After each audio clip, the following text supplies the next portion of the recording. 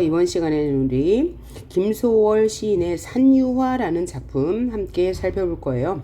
자, 김소월 시인은 뭘로 유명한가요? 삼음보를 변형한 작가로 유명한 분이죠.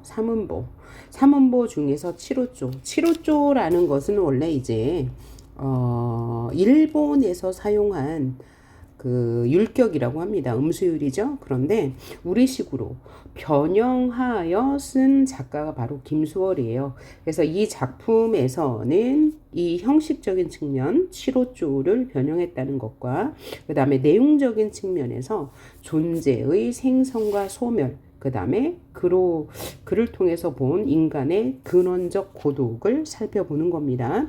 자, 그러면 이와 연관된 작품은 뭐겠어요? 칠호조의 율격을 보이는 작품. 천재전 교과서에서는 칠호조 삼음보를 보이는 서정주의 동천이 나왔고요. 그 다음에 비상교과서에서는 고려가요가 나왔습니다. 자, 그런데 이런 형식적 측면은 딱 보고 이제 판단하면 되죠. 육안으로 확연히 판단이 되는 거고, 그럼 내용적 측면에서 이제 존재의 생성과 소멸을 다룬 작품이 뭐였냐면 꽃잎절구, 그 다음에 선운사에서 그건 함께 같이 살펴보도록 할게요. 자, 그러면 이 시를 먼저 살펴볼게요. 산유화의 김소월의 산유화. 자, 산유화가 뭐를 다뤘다고요? 예, 존재의 생성과 소멸, 그 다음에 인간의 근원적 고독, 그 내용적 측면과 또 형식적인 측면, 삼음보 하는 측면을 중심으로 살펴봅시다. 총 4연으로 되어 있죠. 1년 먼저 볼게요. 산에는 꽃 피네, 꽃이 피네, 가을봄 여름 없이 꽃이 피네. 그럼 뭐예요?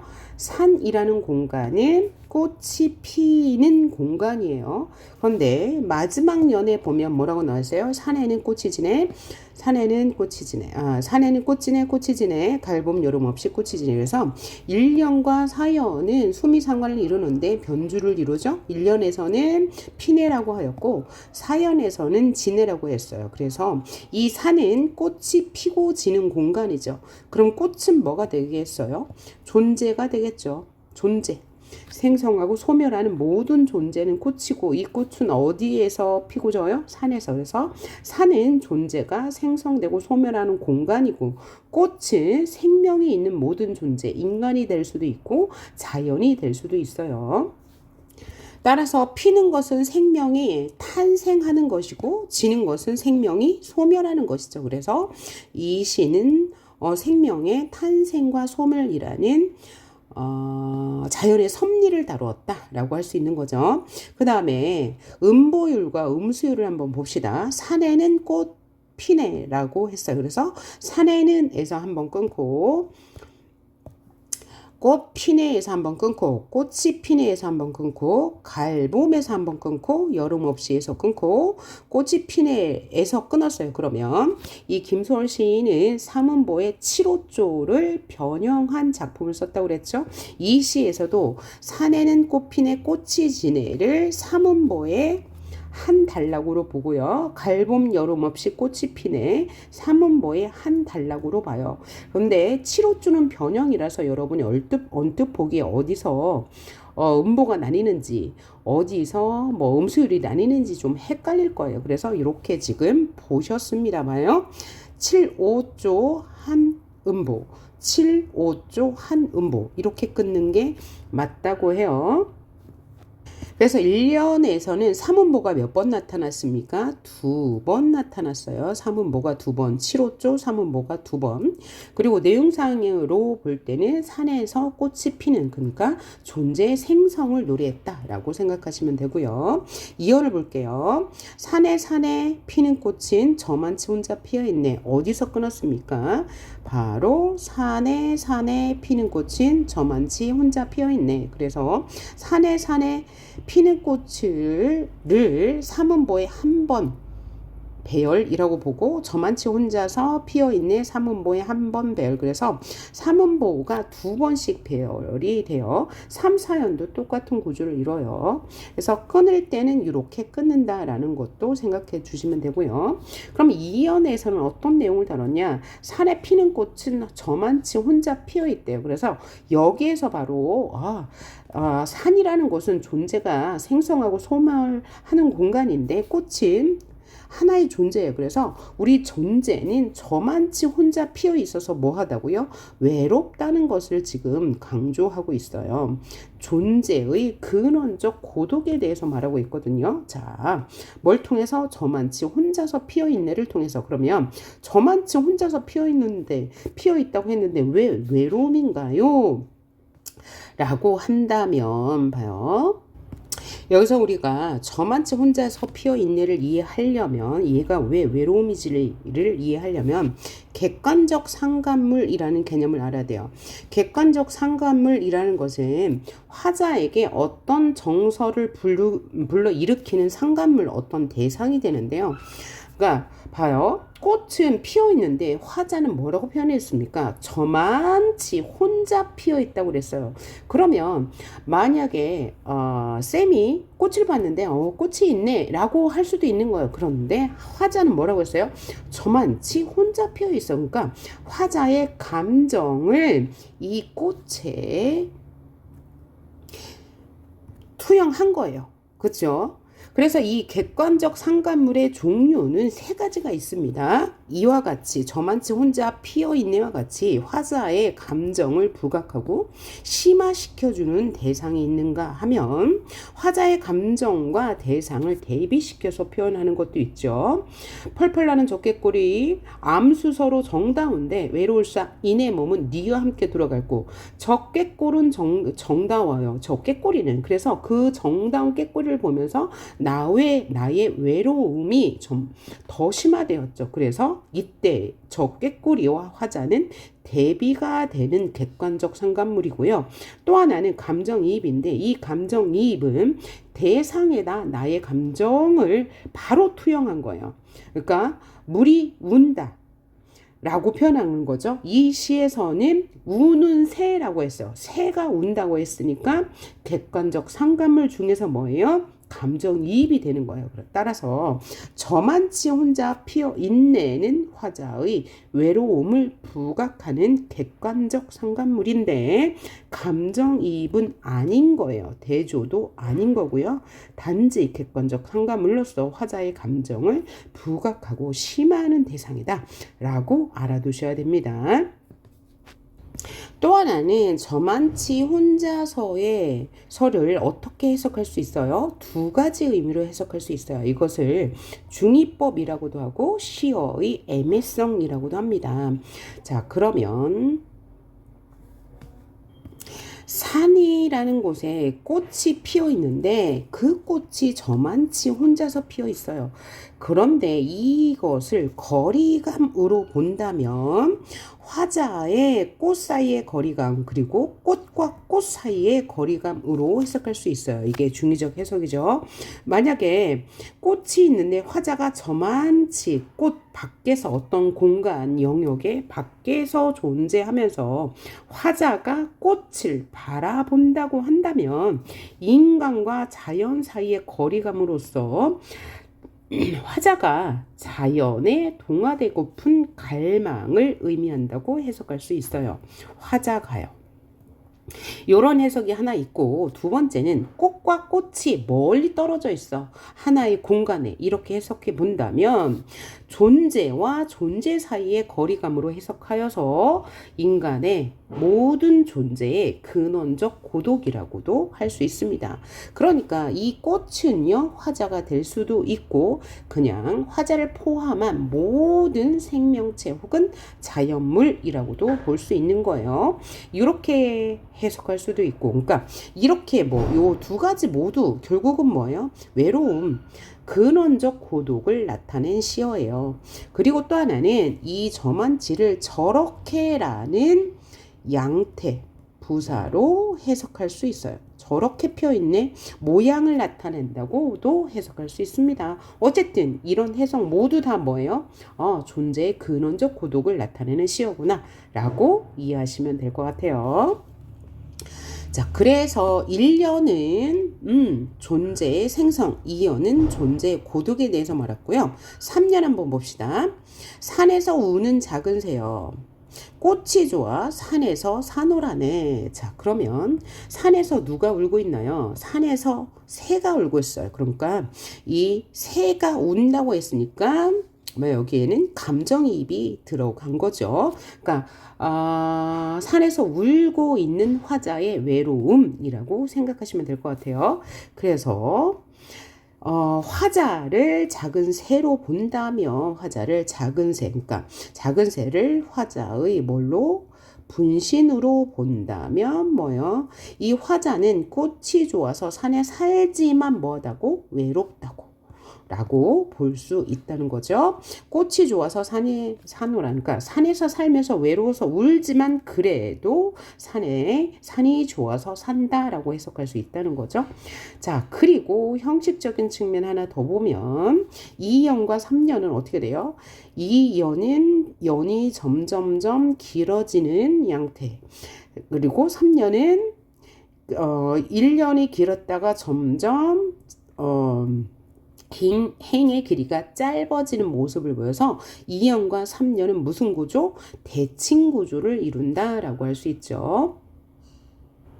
그리고 또 하나 볼 것은 2년과 3년이 대칭 구조이면서 계속 반복이 돼요. 산에 이것은 뭐의 반복이죠? 구의 반복이죠. 구. 그죠? 체험과 조사가 있으니까 구의 반복. 그 다음에 또 인내 라는 것도 있지만 또 여기에 보면 핀의 단어의 반복. 자, 단어의 반복, 그 다음에 산에, 그 다음에는 구의 반복. 그 다음에 아까 뭐라고 그랬죠? 1년과 4년이 뭐야? 통사 구조의 반복이죠. 이걸 뭐라고 그래요? 통사 구조의 반복도 당연히 들어가지만 더 크게 보면 1년과 4연, 수, 미과 처음과 끝이 일정한 문장 구조를 이루어요. 내용도 비슷해요. 이걸 뭐라 그래요? 우리는 수미상관. 그런데 1년에선 피내, 생성, 4년에선 진해. 이걸 뭐라 그래요? 수미상관. 그래서 운율을 형성하는 요소가 매우 많네요. 뭐 있어요? 첫 번째, 삼음보. 두 번째, 칠호조. 삼음보와 칠호조의 반복. 그 다음에 종결 어미의 반복도 있느냐? 뭐뭐하네. 뭐뭐하네는 뭐야? 대상을 객관적으로 바라보는 거죠. 그래서 뭐뭐하네라는 종결 어미가 쓰였다면 우리는 무슨 태도를 보인다? 관조적 태도를 보인다라고 하죠. 그 다음에 행의 마지막에 일정한 음운을 반복하니까 무슨 형성? 가구운을 형성한다. 자, 이렇게 시행이 있는데 여기 일정한 음을 반복해요. 마지막이죠. 그래서 가군 형성. 만약에 처음 부분에 일정한 음운을 반복한다. 그럼 뭐라 그래요? 두운 형성. 가운데 부분에 일정한 음운을 반복한다. 그러면 요운을 형성한다. 이렇게 말하죠. 그래서 종결어미의 반복은 당연히 가군 형성과 이어진다는 것 알 수 있고요. 그 다음에 시어 시구에 반복했고요. 수미상관의 변주 따라서 음운을 형성하는 요소는 삼음보 칠호조. 종결어미 반복, 시어 시구의 반복, 수미상관의 변주를 통해서 운율을 형성한다라고 할 수 있고, 삼음보는 우리가 민요적 율격이라고 해요. 민요는 삼음보 아니면 사음보로 이루어졌기 때문입니다. 그리고 2년과 3년은 대충 구조를 이룬다라는 것. 또 하나는 아까 맨 처음에 얘기했던 1, 2, 3, 4연이 각각 삼음보가 두 번씩 배열되는데 자, 어떤 연에서는 일행에서 어떤 연에서는 이행에서 어떤 연에서는 삼행에서 칠호조가 반복된다. 이연에서는 칠호조가 삼행에서 반복되었죠.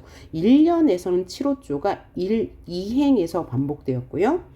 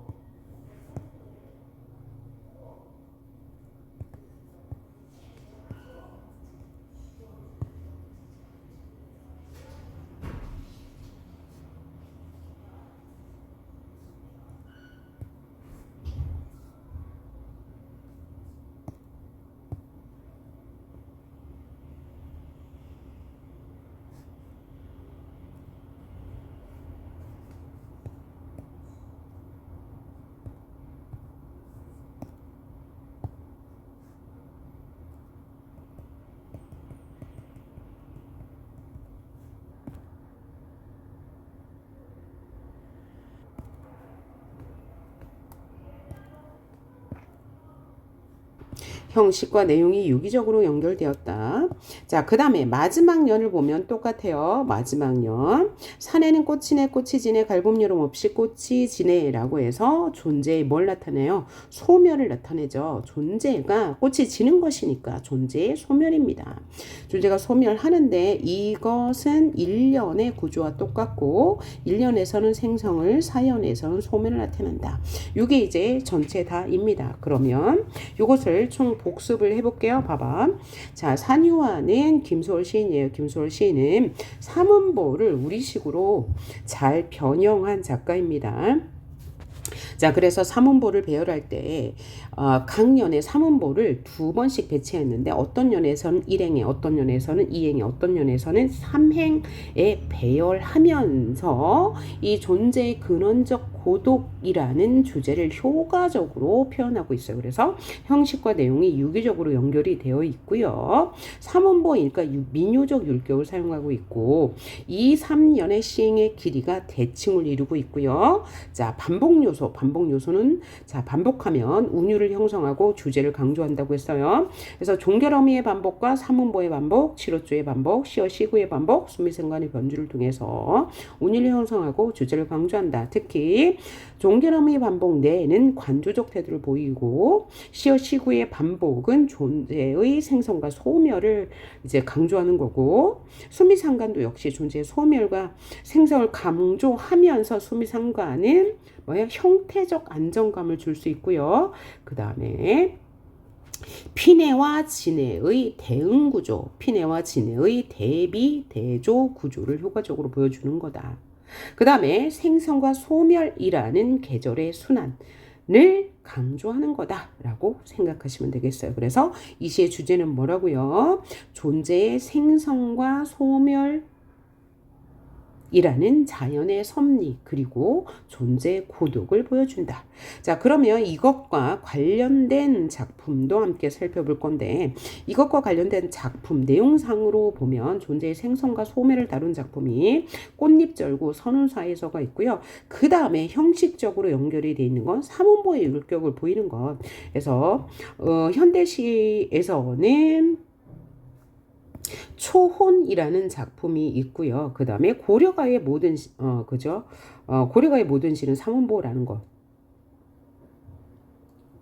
그 다음에 동천, 서정주의 동천이라는 작품도 칠호주의 삼음보를 보여요. 그 작품들 함께 살펴볼게요. 그거 가기 전에 제가 하나 빼놓은 게 있어요. 바로 이거예요. 자, 갈, 봄, 여름 없이를 보면 우리가 일반적으로 계절을 말할 때 뭐라고 그래요? 봄, 여름, 가을, 겨울이라고 말하는데 여기에선 지금 뭐라고 했습니까?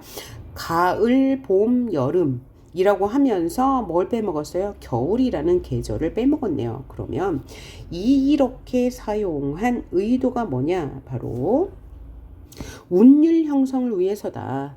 그렇죠? 운율 형성, 갈, 봄, 여름 없이 봄, 여름, 가을, 겨울보다 갈을 축약한 거죠. 축약. 그래서 이걸 뭐라고도 해요? 시적 허용이라고 하죠. 그래서 여기에는 무슨 편법? 시적 허용이 있고 또 하나는 뭐가 있습니까? 도치법이 사용됐다고 할 수 있죠. 봄, 여름, 가을, 겨울이 아니라 봄, 여름, 가을이 아니라 가을, 봄, 여름이라고 했으니까요. 이런 의도가 뭐라고요? 부드러운 운율감을 위해서다 라고 생각하시면 되고 자, 그래서 이번에는 존재의 생성과 소멸을 다룬 작품 그게 뭐냐면 신석초의 꽃잎절구라는 시예요. 자, 여기서도 존재의 생성과 소멸을 다루고 있는데 그 존재는 꽃으로 표현되고 있어요. 꽃인데 이 꽃은 뭐야? 우리 그 개별적인 인간이라고 볼 수 있죠. 그래서 이 꽃은 대유법이에요. 우리 산유화에 나타난 꽃도 우리 인간도 되고 자연도 되니까 대유법. 모든 존재이니까 그런 면에서 똑같고요. 자, 산유화에서는 존재의 고독을 말했다면 여기서도 똑같이 꽃이라는 존재를 말했지만 존재의 고독이라기보다는 이 존재의 생명력에 대해서 말하고 있는 시라고 보면 될 것 같아요. 한번 봅시다. 총 3년으로 되어 있는데 제가 아까 그 파일이 없어서 이제 네이버에 있는 본문을 가져왔습니다. 봅시다. 꽃잎 피어 그대여. 그대를 불렀어요. 자, 그러면 제목 설명 안 했네요. 꽃잎 절구. 꽃잎 절구는 뭐냐면 원래 이제 한시의 형태를 말하는데 여기에서는 꽃잎에 대한 노래라고 생각하면 돼요. 꽃잎에 대해서 노래예요. 그러면 이 꽃잎은 뭘 비유하는 거야? 우리 모든 존재를 말하니까, 그러니까 존재에 대한 노래. 라고 생각하시면 될 것 같아요. 꽃잎이여 그대 누구를 불렀어요. 그래서 그러니까 대화체라고 할 수 있고요. 여기다 또 영탄적 어조라고 할 수 있겠네요. 그대라고 끝났으니까 도노법이잖아요. 도노법은 뭐라고요? 영탄적 어조에 속한다고 했어요. 자, 영탄적 어조에 속하는 거 뭐만 있다고요? 영탄적 어조는 뭐라고요? 감정을 드러내는 말투예요. 첫째, 도노법이 있다고 했고, 두 번째는 영탄법. 영탄법은 뭐야? 감탄문으로 끝나는 거. 감탄문으로 쓰이는 거. 아름답구나 이런 거야. 세 번째는 서리법. 이런 것들은 영탄적 어조를 드러낸다고 했는데 여기 영탄적 어조 드러났고 누구에게 말을 시키고 있으니까 대화체라고 할 수 있고요. 다투어 피어. 다투어 핀다는 것은 열정이라고 생각하면 될 것 같아요. 꽃잎이 피려고 막 노력하는 모습이니까요.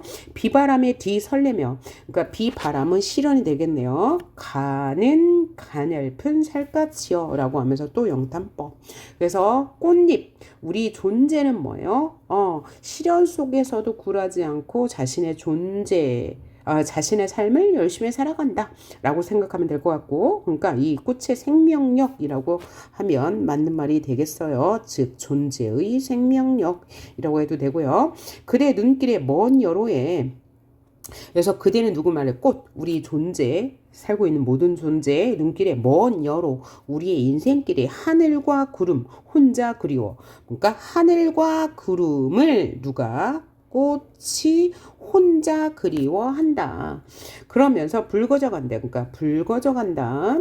하늘과 구름은 그럼 왜 그리워할 거야? 하늘과 구름은 변하지 않고, 그죠? 소멸하지 않고 늘 항구적인 존재잖아요. 그래서 하늘과 구름처럼 뭐야? 영원한 삶을 꿈꾼다 라고 해도 되겠어요. 그래서 아름답게 물들어간다. 그러니까 뭐야? 영원함에 대한 동경인데 영원히 살고 싶은 욕망? 영원히 살고 싶은 삶? 이렇게 해석하면 될 것 같고요. 저문 산 길가에 뒹굴지라도 마냥 붉게 타다가는 화난 목숨이에요. 그래서 이 꽃이라는 것은 때가 되면 이제 소멸하잖아요. 그럴지라도 뒤둥글지라도 길가에 져서 뒤둥근다. 그러니까 소멸해요. 꽃잎이 떨어져서 죽는 거. 소멸할지라도 마냥 열정적으로 살다가는 화난 목숨이요. 이 꽃에 대한 예찬. 그러니까 우리 존재는 구름과 무엇과 같이 하늘과 같이 무한하지 않고 유한한 존재이지만 그럼에도 불구하고 마냥 열심히 살다가 그래서 그런 열정을 드러내고 있어요. 그러므로 우리 존재는 뭐 해야 된다? 자신의 삶을 수용하고 그 속에서 그죠? 충실하자 하는 교훈을 담고 있는 시라고 보면 되겠어요. 그래서 이 시는 산요화와 비교해 본다면 존재의 생성과 소멸을 다룬다는 점에선 공통점이다. 하지만 산요화에서는 우리 존재를 고독한 존재로 보았고 이 꽃잎절구에서는 우리 존재를 생명력 있는 존재로 보았다. 그 다음에 형식상 특징으로 본다면 산요화는 독백처로 이루어졌고 이 꽃잎절구는 대화체, 말을 건네고 있어요. 그 다음에 독백체이면서 산요화는 관조적 어조, 즉 감정을 절제한 반면에 이 시 꽃잎절구는 영탄적 어조로 감정을 드러냈다. 요게 이제 차이점이 되겠습니다. 자, 이제 주제와 연관하여 함께 더 살펴볼게. 선운사에서라는 작품이에요. 선운사는 절이죠, 절. 절에 가서 무엇을 깨달았나 봐요. 자, 그러면 이 시는 뭐냐면 꽃이 피고 지는 자연 현상과 연결하여 인간사, 즉 사랑과 이별을 이야기하고 있습니다. 그러니까 자연사를 통해 자연사를 인간사로 확장했다 이런 표현이 나오면 맞는 거고요. 방금 보았던 꽃잎절구도 마찬가지죠. 자, 그러면 시를 한번 볼 텐데 시가 총 1년, 2년, 3년, 4년, 5년으로 이루어졌네요. 1년 봅시다. 꽃이 피는 건 힘들어도 지는 건 한참이더군 라고 해서 꽃이라는 소재가 다 나오네요. 산유화에서도 꽃잎절구에서도 선운사에서도요. 그러니까 여기서 꽃은 셋에서 모두 꽃은 존재, 즉 인간을 비유하는 말이라고 할 수 있고요. 꽃이 피는 건 힘들어도 지는 건 한참이다. 이제 꽃이 생성하고 소멸하는 것을 말하는데 여기서 꽃은 인간을 말해요. 그렇죠? 그러면서도 이 선운사에서는 꽃이 핀다는 것을 뭐라고 말하냐면 꽃을 사랑하는 사람이라고 본다면 꽃이 피는 건 사랑의 시작이죠. 사랑의 시작은 쉬워도 꽃이 지는 건 뭐겠어요? 피는 것과 지는 것이니까 사랑의 끝, 이별이 될 거예요. 그러니까 사랑이 시작되는 건 어려운데 지는 건 잠깐이야. 그런데 이더군이라는 종결 의미를 사용해서 무슨 태도를 보이는 거예요? 간조적 태도를 보이는 거죠. 감정을 직접적으로 드러내지 않고 절제하는 태도. 골고루 쳐다볼 틈 없이 님 한 번 생각할 틈 없이 아주 잠깐이더군. 뭐가요? 이별이요. 이별은 아주 순식간에 이루어졌다라고 말하고 있고요. 3년 그대가 처음 내 속에 피어날 때처럼 뭐 할 때처럼 사랑이 시작될 때처럼 있는 것 또한 그렇게 순간이면 좋겠는데 있는 게 힘들어. 그래서 사랑을 잊는 것은 힘들다고 계속 말하고 있어요. 사연 봅시다. 멀리서 웃는 그대여. 산 넘어가는 그대여. 이게 뭐죠? 떠나가는 사람을 비유한 거죠. 꽃이 지는 건 쉬워도 있는 건 한참이 의더군. 그럼 여기서 꽃은 뭐예요? 사랑이겠죠. 그죠? 사랑이 지는 건 쉬워도 이별은 쉬워도. 그죠? 있는 건 한참이더군. 어려워요. 그러니까 이별 후에 당신을 잊는 게 너무 힘들다라고 말하고 있는데요.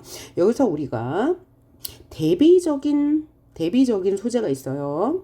자, 시간을 나타내는 말 중에 뭐가 잠깐이래요? 이별하는 건 잠깐인데, 그죠? 순간인데, 뭐라고요? 있는 건 한참이더군. 한참. 이별은 잠깐인데, 이별은 순간인데 뭐야? 있는 건 한참이다. 그래서 뭘 통해서 시간의 대비죠. 잠깐과 순간과 한참의 대비예요. 그래서 뭘 강조하는 거예요? 이별 후에 당신이 잊는 건 매우 힘들다는 주제를 부각하고 있죠. 이것은 시간을 나타내는 말은 감정 전달이 아니고 주제를 부각하는 말이라는 것 알아둬야 되고요. 이 시의 내용이 뭐라고요? 꽃이 피고 지는 자연 현상과 사랑과 이별이라는 인간사를 뭐예요? 병치하여서 나란히 두면서 의미를 확장했다 하면 맞는 말이고 꽃이 피고 지는 것과 같이 사랑과 사랑의 시작 소멸도 이별도 마찬가지야 라고 했으니까 유추의 기법도 사용된 거고요. 유추. 그 다음에 내용은 산유화와 비교해 볼 때 꽃이라는 존재, 그 다음에 생선과 소물, 꽃이 피는 것과 지는 것, 이것은 공통점이다. 그런데 산유화에서는 고독을 노래했고요. 존재의 고독, 여기서는 사랑의 시작과 이별, 그리고 이별로 인한 고통에 대해서 이야기했다고 보면 되고요. 그 다음에 형식적으로 표현면에서 어떤 점이 공통점이고 차이점인지 알아봅시다. 자, 표현면에서는 일단 볼 때 이것도 선우사에서도 1년과 5년이 수미상관법이에요. 1년에서 뭐라 써? 꽃이 피는 건 힘들어도 지는 건 한참이다. 5년에서 꽃이 지는 것이어도 있는 건 한참이다. 그래서 뭐야? 수미상관의 구조가 무엇과 산유화와 일치한다는 거 확인할 수 있고, 종결음이 산유화에서는 뭐뭐네를 통해서 관조적 태도를 보였다면 여기서도 이덕은이라는 종결 어미를 통해서 관조적 태도를 보인다. 그리고 가군을 형성한다. 그리고 꽃은 우리 인생 사람을 말하니까 의인법이 쓰인 거다.